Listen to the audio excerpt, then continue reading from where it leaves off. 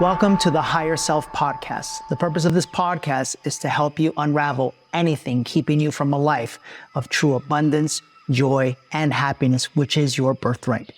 Each week, we'll bring in different guests specifically tailored to help you on your journey to discovering your higher self.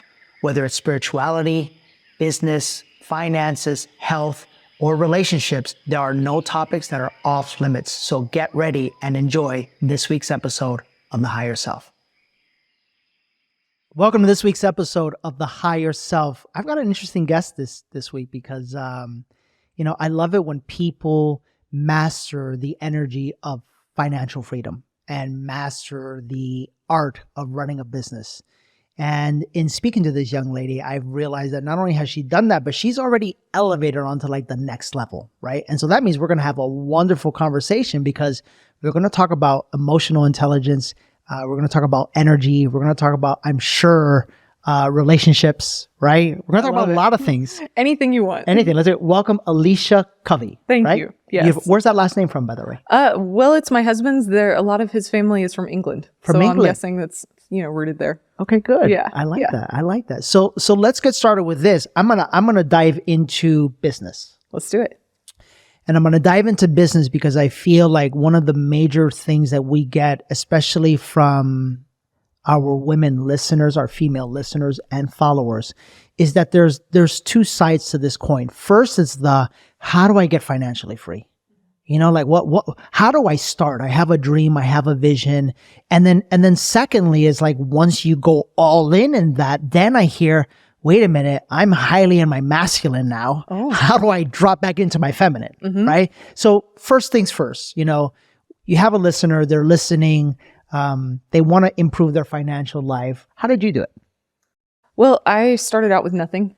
I had always heard, originally, I worked for a company and I was in sales, which I recommend that to everybody. I'm like, if you're a teenager, get a sales job. Because that is going to teach you the most amazing skills that can be applicable to anything that you do moving forward. Yeah. So I worked for AT&T. I know it's a small company. No one, you might not know about it. Yeah. And it's going to teach you how to handle rejection. So true. Which is the one thing that most people have the hardest time with. That's very true. Yeah. And so for me, rejection was just a numbers game. And then it became a game of, okay, I know that my numbers are 1 out of 10 I'm getting, right? Yeah. So then it's like, but can I get 2 out of 10? Yeah. And then can I get 3 out of 10? You're talking my language already. Yes, just play games with yourself. It's all about games. And I learned very quickly that if I received rejection, most of the time it was because my communication was lacking. And so then I honed my communication skills. And I learned that most people, if you can present your offering in a way that it solves their problem and it's an easy button, they would be crazy to not go with you, right? Absolutely. So unless the product just doesn't apply, and I'm not in the game of selling people things they don't need. Right. So if I saw that this isn't a match for you, I wouldn't even go there because it's not necessary. But sales, I always recommend those skills play into any aspect of your life that you could need them. Absolutely. So I think that that's a perfect place to start for anyone wanting financial freedom too, because you can make a shitload of money. I'm like, with sales, as much as you're willing to put in, that's what you're going to get in return. And so if you're struggling and you're like, how do I get out of this? That was a good way for me. And what I did was save everything that I made to open the business that I opened later. So I want to start off by saying, I like you already. Oh, good. I like you too. You're talking my language already. And it's so interesting.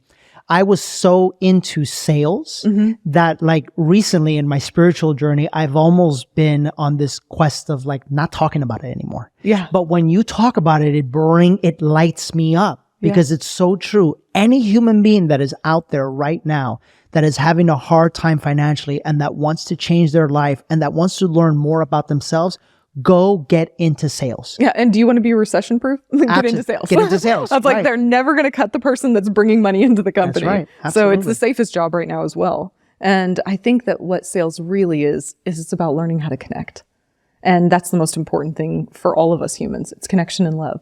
So if you can master that skill and get paid for it, to me, there's no better. And it brings up, I had a real estate company. I had a real estate brokerage, and I'll never forget this moment where part of what I would do is I would teach our people two things. I would teach them on mindset, right? And then I would teach them on skills and communications, right? And I feel like if you can master those two things, you'll make a lot of money at anything. So true. And I remember this one time, and I'd love to hear your take on this. There was this one time we were on our way to an event that we were holding, a sales rally. And I happened to bring one of the, like, 3 of the guys with me. And one of the guys who was newer to the company, he says, Danny, I have to admit something to you. And I go, what's that? He goes, I just have a fear of sales. And I say, why? What is that? And he goes, because my father raised me with the belief that all salespeople are like snake oil salesmen, and that they're always looking at it from the perspective of there's something in it from there, and I can't get over that, you know? And what I started to explain to him, and what I'd love to hear your take on it, is that, like, I really believe sales is the most beautiful thing in the world if you are coming from the right energy. If you're coming from the energy of, I need you to buy something so that I could go buy a Lamborghini, you're doing terrible things for the world. Right. Terrible things for the world. And by the way, you could see that. You could see that in people someone's feel social it. profile. People feel it, right? Feel it. But if you're coming from the energy of what I have to offer can change your life, right? And as a result, that makes me happy and you happy. Yes. And then as a result of that, I happen to do this thing called get compensated for that. I think that's a beautiful thing. Yeah. Don't you? Yes. And you're a connector as a salesperson, which that skill, if you can hone that one, also applies to everything else in life. It's all about connecting people, whether you're getting paid or not for it. It's one of the most valuable things that you can do is, hey, Danny, I know you were looking for this. I have this friend that does that too. That's sales. I'm selling you my friend, right? But I know that it's going to be good for you in the end. And it's going to be good for me too, because then we have a connection here. And I think that a lot of people view sales, kind of like you said, as like a dirty thing. But that's only if you come at it in an energy of, this is all about me. That's right. It's about, how can I serve you, and how can I get you closer to your goals and your dreams? And if what I have to offer can help you with that, then we're going to progress on this. But if I realize that what I have to offer is not what you need, then I still want to be your friend, because you might have people that I can connect to that have this need. So I think it's never being quick to judge if this person is a good connection or not, because you just don't know. It's called being open-minded. Be open-minded and see where it goes. And then I have a lot of trust in the universe. I'm led to the right people. Heck yeah. You know? Absolutely. Yeah. Okay. So now we're making money now. Yeah. Right. And now we're a woman now. Right. And we are making money, and we're realizing, like, I need to drop back into my feminine. Right? How do you balance that? That didn't happen yet. That didn't happen yet. That didn't happen yet. That took me a minute, like some head banging and almost ruining another marriage before I realized, like, okay, oh shit. That's what I want to talk about. Yeah. Talk to me about that. What was that journey like for you? So the first business that I opened a bakery, because I'd always heard, do the thing that you're passionate about. And I love to bake. So I had 3 bakeries and a food truck by the age of 26. I also had a 1-year-old and a 3-year-old and had just gotten divorced. So my ex-husband we were very different. Met at 16, had our first child at 22, second at 24. I'm a very driven A-type personality, and he's a very following type. And I think that it kind of emasculated him. I don't think it was intentional, but I think that we were never a good match. I just wasn't smart enough to understand, like, our energy didn't align, our goals, our values, none of it was a match. But because we didn't fight, and what I had seen growing up was just a bunch of fighting, I was like, oh, we must be good together. No. And so I never recommend getting married before you're 26 and your brain has fully developed. Can you please at least give yourself that? Sorry, so much. Can you say that again? Because one of my most popular clips on Instagram was me at our event Awaken, and I'm hopping over people, and this young man, his girlfriend is pressuring him to, like, get married. Whoa. And I'm like, grab his head and I go, under no circumstances do you get married and I don't know what the age I said. I must have said 30. What did I say? Do you remember? 35. Oh, people lose their mind about it. People lose their, oh my God, how dare you? But what? But blah, blah, blah, blah, blah, and it. You're like, hey, look, man, this is just from been there, done that. Statistically, you just avoided your first divorce. Exactly. Statistically. I mean, if you want to go for it, then go for it. Knock yourself out. Yes. Can we at least just wait till our brains fully develop? Can we at least wait until we know who the hell we are? Well, I mean, you could say that, but then I have a thing with that, because who I am today is not who I was 3 months ago. That is true. So I'm going to continue to grow and change, but at least we can say my mental capacity is done growing. Like, okay, now I'm just adding knowledge. I really understand, like, this is the way that I see the world, right? Yeah. And so I think that that was a big issue.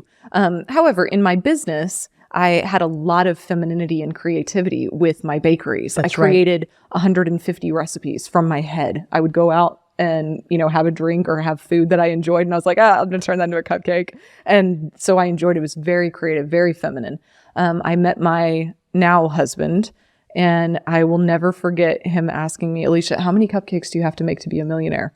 And I just looked at him and I was like, shut the fuck up. Because I knew exactly what he was saying. He was when like, you hobby. when it's so funny when you said bakery, the moment I thought, well, that's going to be tough to scale. Yeah, That's gonna be because tough you're a man. to That's scale. what Right, you right. think. Your brain is just I'm already automatically. thinking of, exactly. You were like 15. Yeah. That's right. That's right. You literally, it know. was so funny that you said Yeah. that. And kudos to your husband. I know. Because the moment you said bakery, I go, oh, that's why she said Uh-oh. it was my first business. Yeah. It was because it was hard for her to scale and there's just not going to be Yeah, enough. all those things you said. Yeah. My husband has some balls. I'm Yeah. just like you. And I've had to learn, like, don't ask any questions you don't want answers to.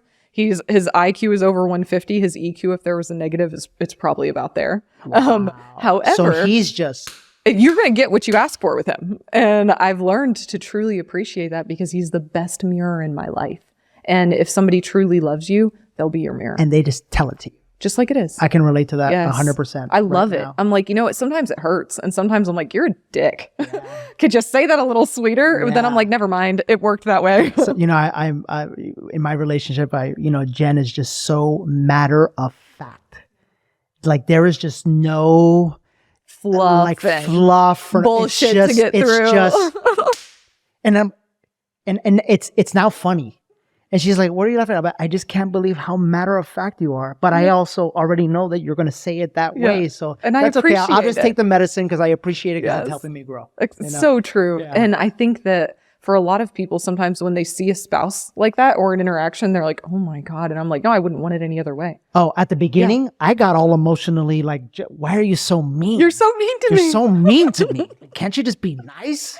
Yeah, but that's not who they are. But this is what brought up that interesting thing that I told you as far as EQ goes. I think there's emotional intelligence and then there's also energetic intelligence. Because my husband, although his emotional intelligence is low, like he could never come into a room and speculate on how you feel. But I mean, for me, he literally memorizes my responses. He's never going to know this is going to make her feel this way. Our first fight, he told me words didn't have feelings associated to them. And I was like, that's really fucking funny because the words you just said made me want to punch you in the face. No idea how that feeling got associated. And he was just like, dear God, woman. I'm like, okay, Mr. Covey. But anyway, his ability to feel energy is so interesting to me, and it's automatic. Sometimes he knows there's something off with me before I even know.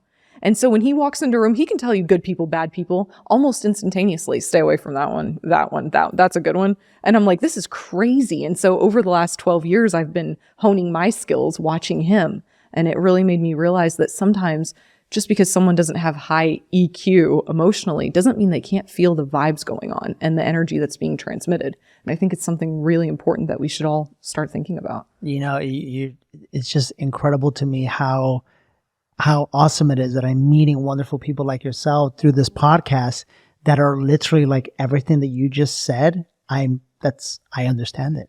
I understand it because in our relationship, I can't hide. No, I can't hide because she can feel She you. can feel it. Yep. Say, hey, what's up? And I go, nothing. She's, don't lie to me. all right, so and so.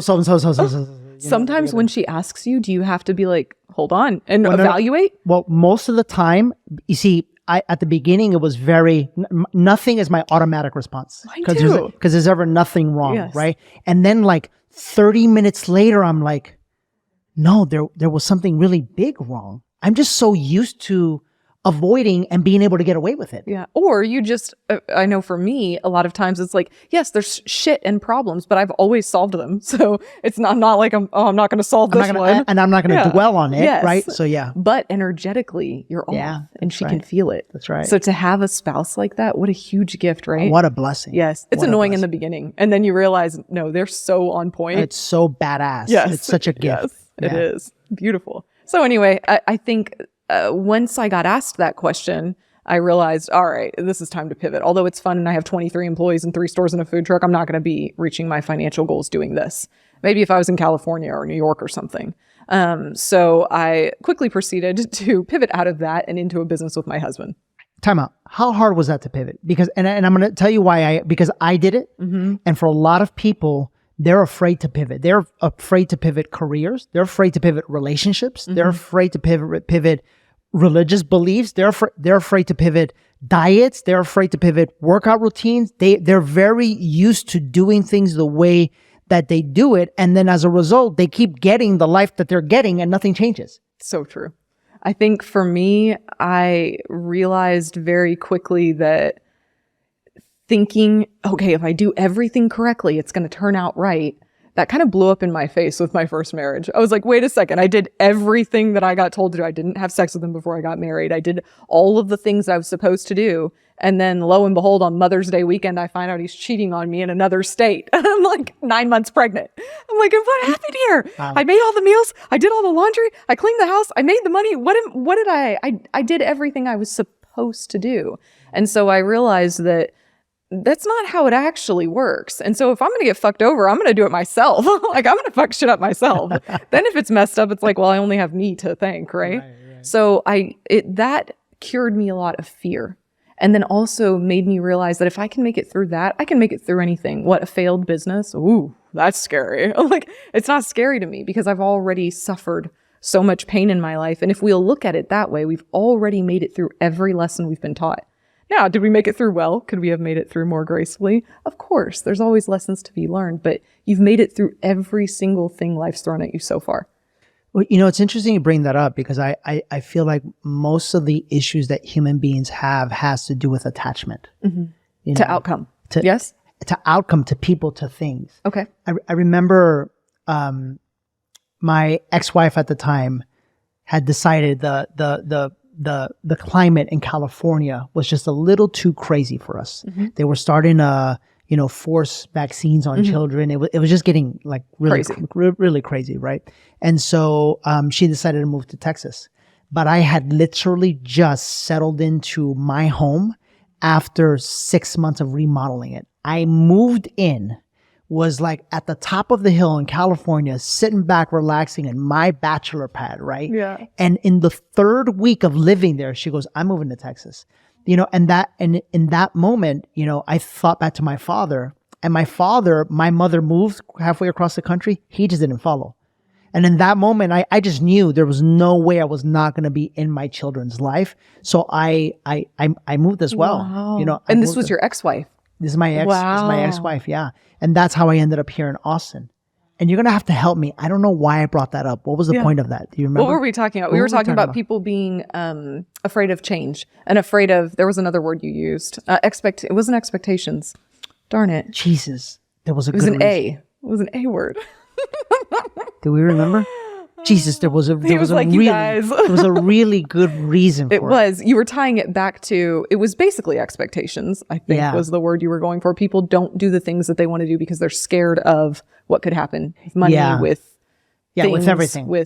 I forgot. There you go. I forgot, but it was really good. Your story. So you moved. So anyway, so I moved here and I moved here regardless of. Got it. I got it. So what happened is that I went on a trip during that process of her finding out whether she wanted to live in Dallas or Houston or Austin. I went on a trip to Colombia, and I went on a trip on 30 days, and it was me by myself with a backpack. Wow. Right? Nice. Like normally I'm like the bougiest traveler there is, but I just took a backpack. Good for you. I took a backpack. I rolled up t-shirts. I took 2 pairs of jeans. I literally said, I'm just going to like humble it out. I'm just going to I'm going to stay in, nice places and not so nice places and hostels and 5-star. Like I'm just going to do it all. Fun. I'm just going to do it all. Right. And what I realized in that trip is my home is not a physical location. It's in my heart. And I bring that up, and it's wherever I am, and it's wherever my children are, and wherever my family is. And that's what allowed me to like be unattached with that house.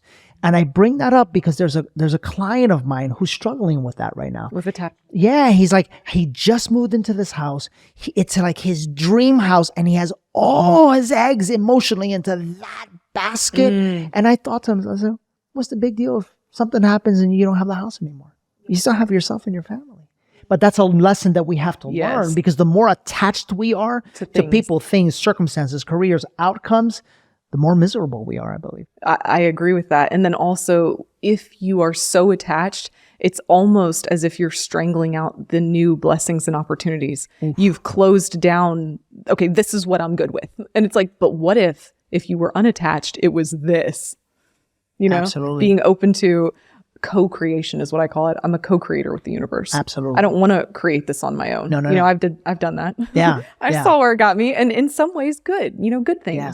But when I co-create, it's so much better. Absolutely. And so I think that's where, I want to be. Absolutely. So tell me, so you started your business with your husband. So then we started a construction company together, and that I was dealing with 99% men all the time, every day. And I love you guys. I'm like, sometimes I get barked at, a feminist, this and that. And I'm like, no, I'm not a feminist. I'm a humanist. Yeah. So whoever is not showing love, connection, and kindness, I'm going to shine a light on it. Like, hey, how can we do better? I want us to connect. I want us to be each other's mirrors. I want us to help each other be the best versions of us. And that, in my point of view, comes with appreciation of our differences. That's right. And instead of always trying to be the same, you and I are not the same. We're never going to be the same. We're not equals. We're not the same in any regard, except the fact that we're human and we have spirits and souls. Yeah. And so we went into business together. I mean, we crushed it, built it from nothing to 8-figure business, 4,000% growth in a couple of years, 5 years. So built it into one of the biggest ones in Dallas, and then almost in Texas as well. But I did that for 8 years, and I realized towards the end, I am so unhappy. We had the roles, we had the things, we had the apartment up in the sky. And it was just like, why am I so unhappy? I bought my family the things that I wanted to give them. And in the end, it felt empty. Yeah. And what I realized was I had turned myself into a man. Wow. And I quickly realized that if my husband was gay, he would have married a man. But he wasn't. And so if I didn't get my shit together and figure it out, like, our marriage wasn't going to work, because I thought being a good spouse to him was being able to link arms with him and run side by side with him. So if he was working till 10 o'clock at night, I was going to work till 10:01, so that he never looked up and had to say, my wife doesn't carry her weight. I didn't ever want him to feel that. But in doing that and thinking that that's what I needed to bring to the table, I lost who I really was, and I really wasn't bringing him what he needed either. And not allowing him to become who he is designed to become. Because I was in his way. I was competing with him. And I didn't even realize it. I thought I was supporting, and I thought I was being, an equal with him and a good spouse. But what I learned was this is not what he wanted. The beautiful thing is that, like, as I feel you and hear you right now, you're a perfect example of someone.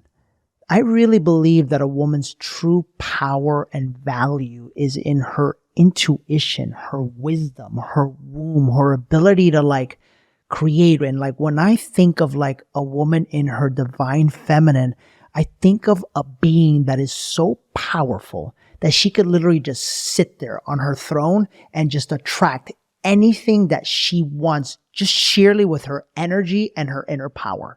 I literally got goosebumps because that's what I picture. That's what I envision, because I think if you go back thousands of years, that's how women were.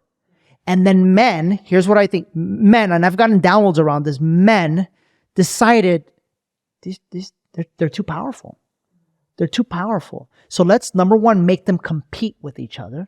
Number two, let's make them forget how powerful they are. Let's not value them for what's inside. Let's value them for what's outside.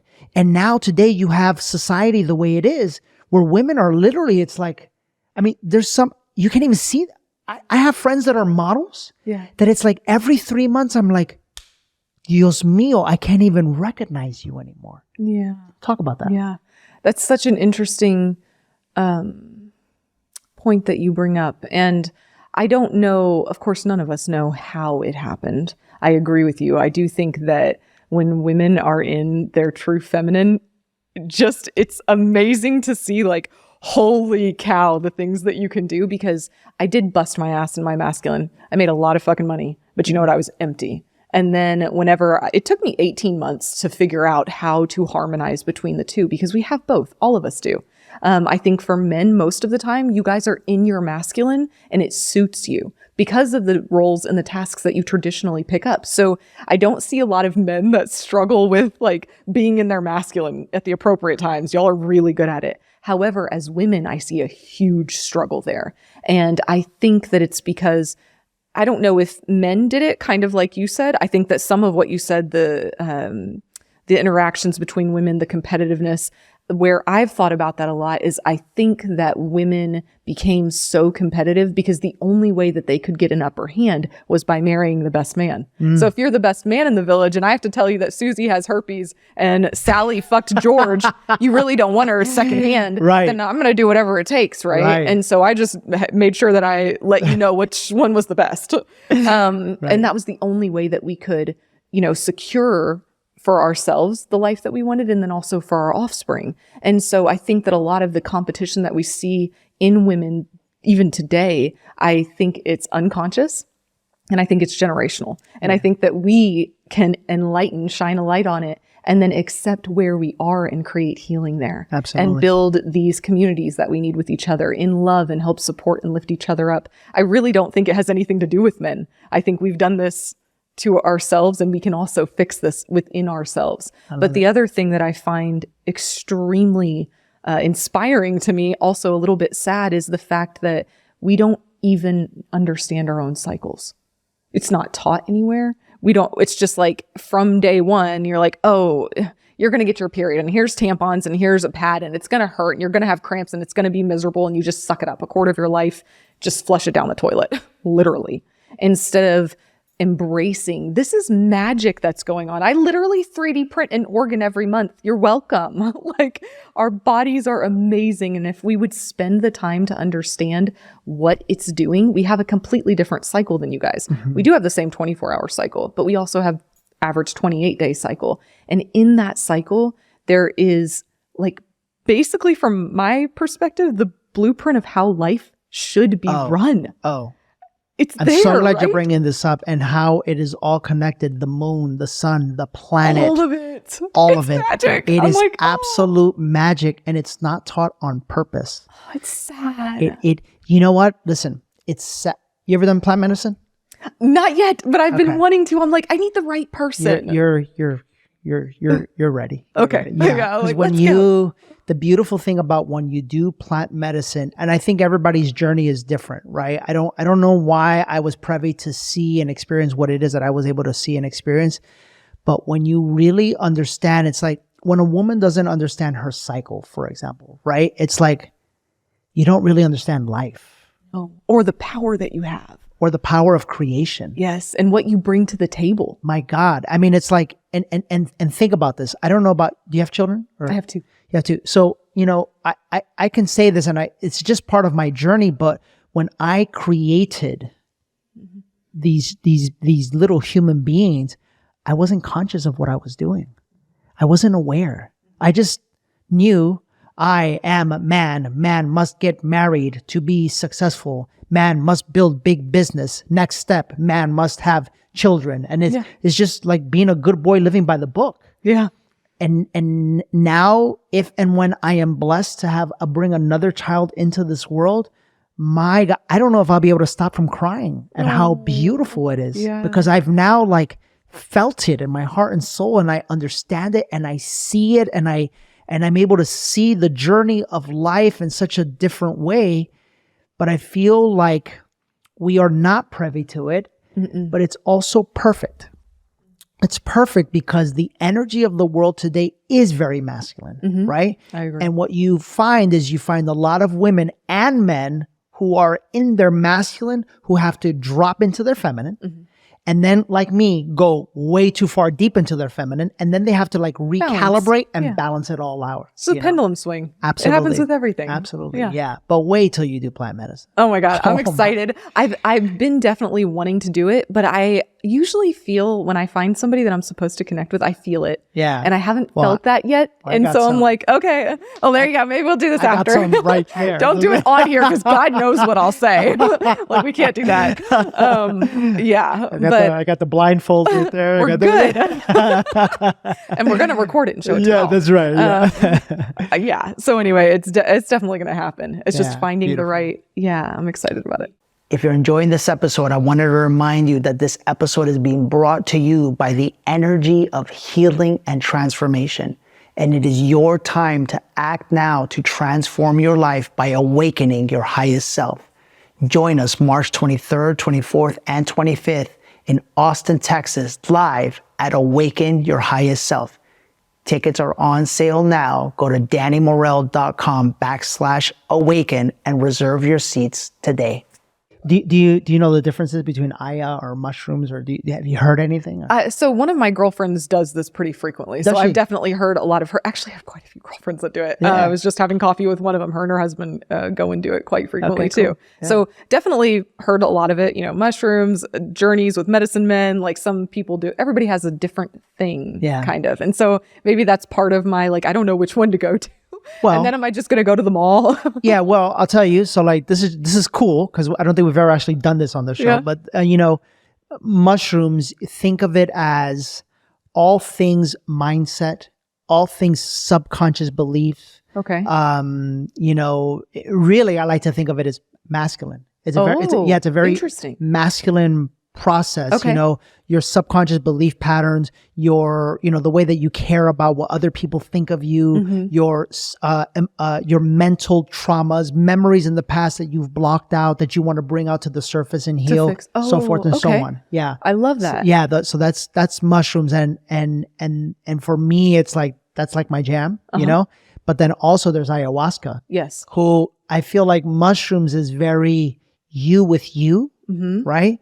Ayahuasca is very you with the feminine energy of the universe. Oh. I mean, it is crazy, powerful. Oh my God. Okay, I'm even more excited now. I mean, it is mind blowing. Oh. I mean, can I tell you a quick story? Yes, please.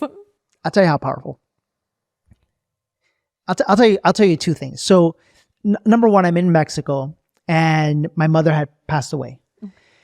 And, I always had my heart so guarded, and I never wanted to feel or anything that, I kind of just blocked it out.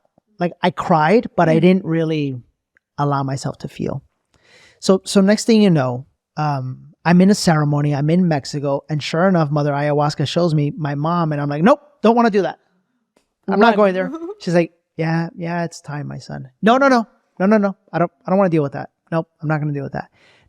Yeah, it's time. Next thing you know, I'm in fetal position, just crying my eyeballs out. Just more like gagging, crying, right? Check this out. I've got hundreds of stories like this. Check this out. Next, I'm in full fetal position, right? I'm actually laying this way. I'm in full fetal position and I'm just crying. And next thing you know, something tells me to open my eyes. And I open my eyes and I have a blindfold on, a mindfold is what it's called. I open my eyes and there's feet and I look up and I literally say the words, "How did you know to come?" And she says, "She told me to come." And it was this older woman who was the mother of the shaman. And I am like bawling now. She kneels down next to me. I put my head on her lap and she's comforting me. And I swear to you, in that moment, it was my mom. Oh, I got like goose look all over my entire body. I'm just like, yeah. Just absolutely magical, Mother Ayahuasca. Absolutely magical. And then I'll tell you another one. I love how you differentiated those two. I've never heard anyone say that. What's that? So that's really intriguing to me, like mushrooms and ayahuasca, and which one kind of brings you to those different sides. Yeah. I've never heard anyone say that, but now as soon as you said it, click? well, all I could think about was the experiences I've heard, and that aligns. Yeah. And then also I'm thinking about my different friends and which ones they prefer. And I'm like, that's interesting. That makes sense, right? It Yeah. does. Yeah. So I started with Aya. Okay. I sat with Aya like 10 or 11 times before I found mushrooms. And then when I found mushrooms, like, oh, this is incredible. Yeah. But I'll tell you another powerful story about ayahuasca. Mike, I have hundreds of them. But Did you puke? Somebody was course. telling, is that like always No, everybody? you listen. How can I explain this to you? The greatest thing that you can do when you're with Aya is to purge. Yeah. Because think about it. No matter who you are, you had parents. And those parents messed it up. Like we did. Like, right? Yeah, like and we're then doing on it top too. of that, like you messed it up, Yeah. right? And so you're holding on to emotional baggage that, people don't understand. This is how we get sick. Oh, This is, right? Yes. It's through the energy that's trapped yeah. inside of us. So imagine just being able to get rid of that energy yeah. and be done with it. Yeah. So yeah, of course you're going to puke, Yeah. but it's a good thing. It's a good thing. Yeah. One more story real Okay, fast. let's do it. So, gosh, I don't know which one. All of them? I'll tell you. My flight's at 7. Okay, I'll tell you two more stories real fast because as a woman, you're going to love this. So I have a friend who I guess, they're my friends, and I took them to Costa Rica with me, and she was in a previous marriage. I had no idea. And it was when she was like 18 or 19 years old. Turns out that she had gotten pregnant by this guy that was a complete jerk or whatever the case may be. And in her ceremony, I guess that she went to the restroom, and in that moment she like gave birth to the baby. Oh, So she was like, a lot of miscarriage stuff comes up, a lot of like abortion stuff comes up because she wants to could see heal that. that. Yeah, she Yeah. wants to heal that in you, right? And she's there holding the baby, like it's beautiful. I'm telling I you. know, I'm feeling it. There we go. She's holding the baby, and she says that the baby, she got to finally feel the baby because she had lost the baby, right? And she's like, and the baby is crying, and she's like, it's okay. It was the baby's soul reconnecting with hers. Powerful. Wow. Powerful. So she had that moment to heal, Wow. to know that the baby was okay. Okay. Yeah. Right? Oh. Right? By the way, you know who you are if you're out there listening. I love you so much. The beautiful thing is the people, they become your friends. They become your family. You can't have these experiences like that and not. Yeah. No. The next morning, you always do something called integration. She's telling the story, and all of a sudden, I'm watching this. There's like 30 of us in the room, and I'm watching this as like 3 women put their hands up, and they were like, wait, I heard that baby cry too. Get out. And then like 3 more women, and it was like 7 women all around the room who heard that baby crying, who all had some sort of trauma around miscarriage or not giving birth or a son or whatever. And that baby helped heal everybody. I'm telling you, it is crazy. Oh my It God. is. Okay. So I guess I need to go to this one. Like, yeah, when you're ready, just tell me. yeah. Well, I've been ready, Yeah, I think. okay, cool. I just need to make it happen. Yeah, we got you. We got a beautiful place in Costa Rica Oh, nice. that we're like partners with. Oh, cool. Yeah. Sweet. I haven't been to Costa Rica, but done. Oh, right on the ocean. You're going to love it. Lovely. Yeah, yeah. Lovely. So, gosh, this is going fast. This is going good, right? So, okay, so now, well, here, what do you want to talk about? Because I feel like I've just been babbling for a lot. I mean, I was enjoying that. Okay. I felt like it was good. Yeah, that was good. I mean, we were talking about energy, which I think is always a nice thing to talk about. And I think one of the important things that you brought up is women in being in their masculine and how can they transition into their feminine. And I think that it's oftentimes, or at least for myself, I can definitely speak for me, it was like, okay, well, I know that I need to be more in my feminine. So how can I masculinely make that happen? Right? I'm like, well, I have a goal to be more in my feminine. Literally. And my coach was just like, dear Oh, fucking God. God. I told you 30 grand. It's probably going to be more like 100 for you. I'm like, but I'm a good student. Like, Yeah, I will yeah. apply whatever you teach me. Yeah, you don't She's get like, it. right, get out You're of like, your head. I will make it happen. Exactly. Yeah. I will force this to happen. Yeah, She's just yes. like, whatever I can't. envision happens and manifests. Yeah. So that was, I mean, it took me 18 months to learn how to switch between the two. But now I'm like, I will never go back because I make so much more money. I'm so much more fulfilled, so much happier. The work that I do feels like I wake up in the morning and I'm excited because now I understand how to harness who I am. Yeah. Whereas before, all I was doing, and like I've told you, I love men and I appreciate you guys so much because all the men that I've had in my life have wanted to give me their hand to help me move up. And because I'm an implementer, they love doing it because it's like, if you speak to me, I'm going to take what you say and I'm going to implement it. Yeah. And so, and you don't have to worry about Elisha. I'm like, no, I'll make your head get out spin. of my way. Yeah. Watch out.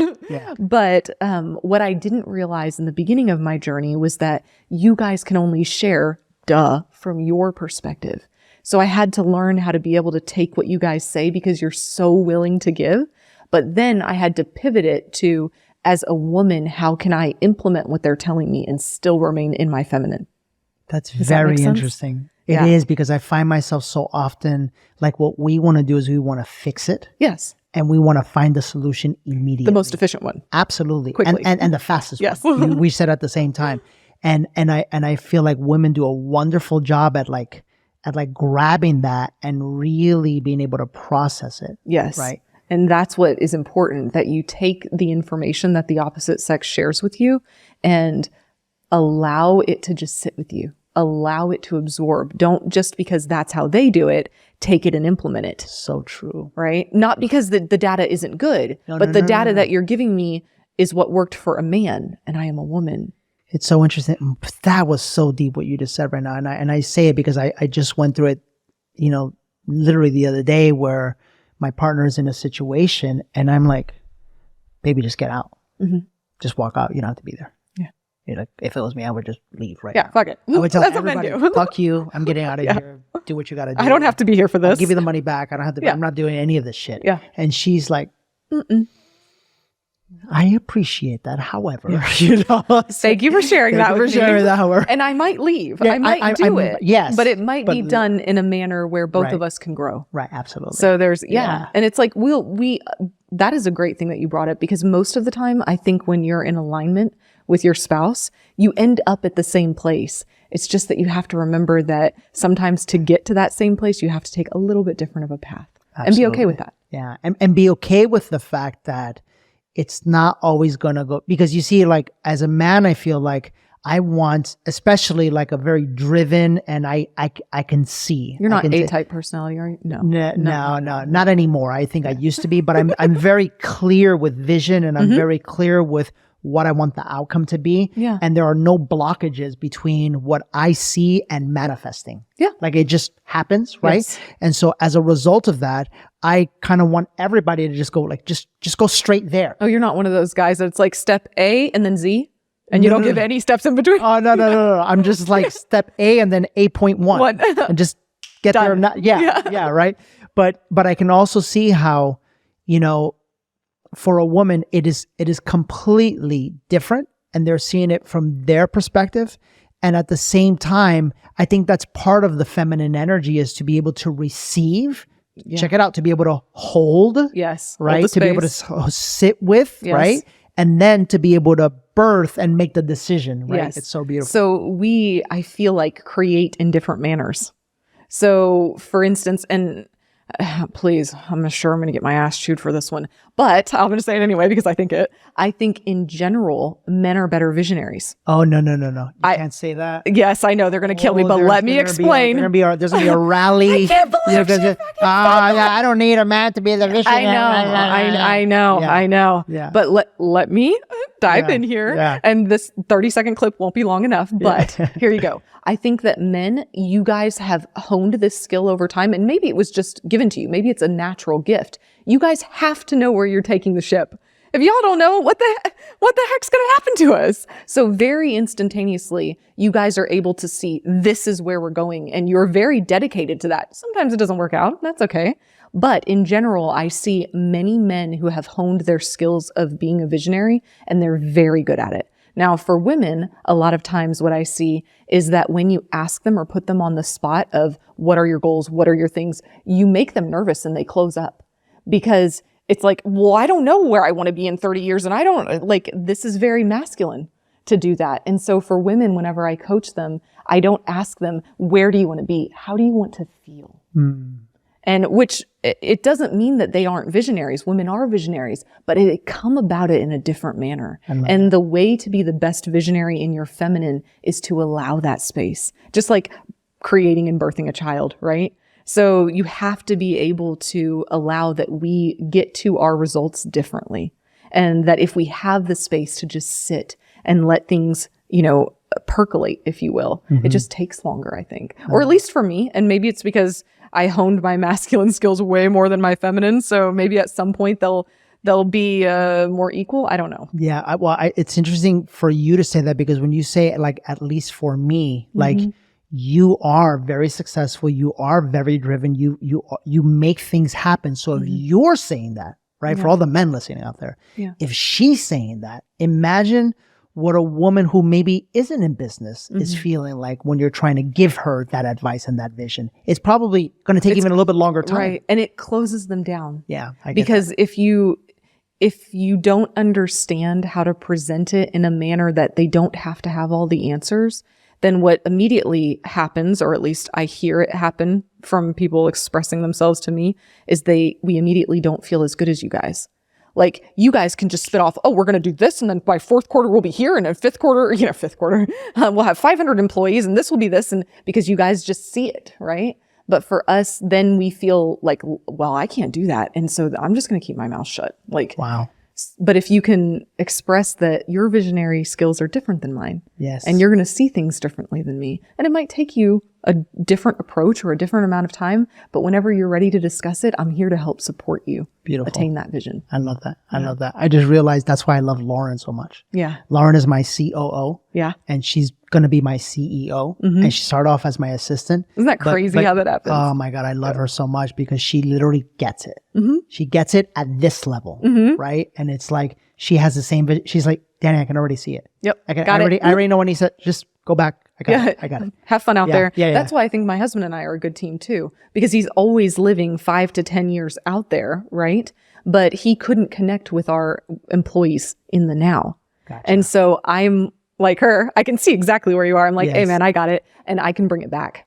Beautiful. So, and I'll connect with the people and I'll show the vision and I'll show them A, B, C, D so that they can get to Z, where he's just gone. And to rein someone who is a true visionary in and bring them back to reality to handle those mundane tasks that make that actually happen.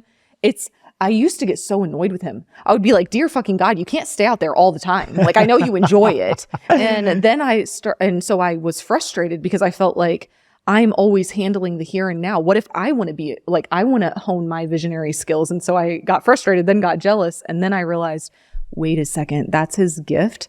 I can be appreciative of that. And then I can be supportive in, if I need him to come back to the here and now, give him a little bit of time. For sure. Like, let me help ease this in. And I can do that with my feminine. Yeah. Ease him into, we have to deal with some things that are right here and right now, even though that's not your strong point. Yeah, I love that. I love that. Like paying bills. When I met him, he hadn't done his taxes in 2 years. And I was like, what the fuck? He was like, I don't know them anything anyway, so it doesn't matter. And I'm like, no, it fucking matters, man. You still have to do them. Still matters. Yeah, I love that. I love that. So final thoughts. Final thoughts. You are speaking directly to the heart of a woman who is hearing this episode here and is, excited. Yeah. Wants to change her life. Yeah. Maybe she wants to start a business. Maybe she wants to, drop more into her feminine, just final thoughts to the women and to the men out there. I want two final thoughts. One for women, one for men. Okay. I love it. I think final thoughts for women. The number one thing I wished someone had told me when I was younger is trust your intuition. Please trust it. When the sirens are going off, where there's smoke, there's fire. That's a huge gift we have. And a lot of times what happened in my younger years is because I couldn't give you the facts, I negated my intuition. I'm like, well, yeah, but it's a feeling. So I'm not going to talk about my feeling to men because what am I going to give them for proof? And they're not going to believe me. And it's just a feeling. Trust it. And you don't even have to justify it. It's just a feeling. And follow your feelings or you'll regret it later. Or not feelings, your intuitions. Let's say that. Follow that. And then I think that understanding a woman's cycle, if I could get everybody to do one thing, it would be to read In the Flow by Elisha Covey. That book changed my life, changed my husband's life. If you are married, if you have a mother, a sister, a daughter, read the book. Okay, got it. I'm going to read the book. It's a little dry.